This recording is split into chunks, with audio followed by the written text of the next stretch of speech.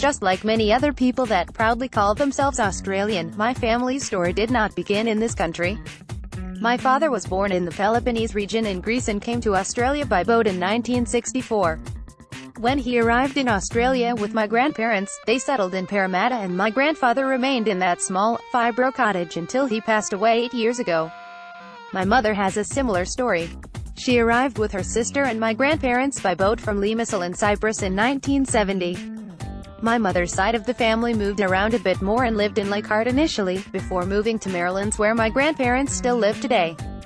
Because my mum and dad were born outside of Australia, I do not have the same connection to Anzac Day that many people in Australia and New Zealand do. Fortunately, none of my family members served in World War I or World War II, and I do not have any family members who are serving as part of Australia's armed forces. That doesn't mean that I didn't grow up learning what an exceptionally solemn and important day it is. This year I celebrated Anzac Day a little differently.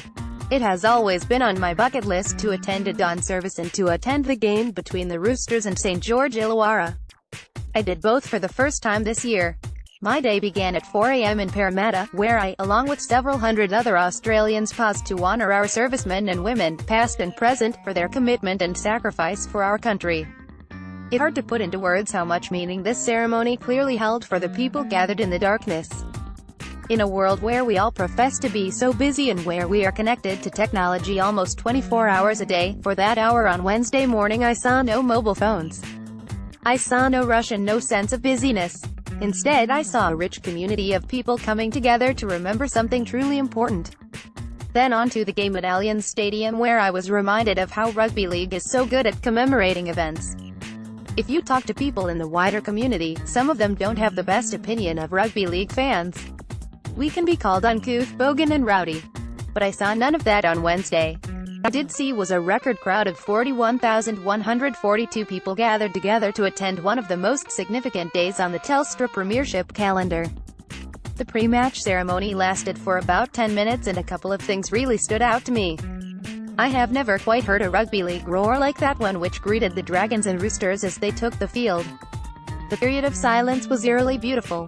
During the oath, the playing of the last post, and the moment's silence, I heard just that. Silence. The only noise which pierced that silence was an occasional baby crying. But then, came the national anthems which were both belted out with gusto from the crowd. This ceremony was significant for me, so I can only imagine how much it meant for those with a greater connection to Australia's Defence Forces. What an occasion for our players to experience as well. It may have been my first Anzac Day game, but it certainly won't be my last. I can't tell you too much about the game on Wednesday between the Roosters and the Dragons, because the result wasn't important. Attending that game was about far more than footy for me. There was some great attacking football. Tariq Sims potentially played himself into Holden State of Origin selection, and there was some controversy about an Nene McDonald try late in the game. We are coming to a period in Australian history where there are fewer men and women who served in the World Wars to participate in Anzac Day. So this game is also a wonderful opportunity for youngsters to be exposed to the importance and meaning of a day so close to the heart of Australia through the game they love so much. It may have been my first Anzac Day game, but it certainly won't be my last. And while it is a day where we can pause to reflect and be grateful for tremendous sacrifice, it also happens to be my grandfather's birthday. His story is also one of sacrifice, but just in a different way.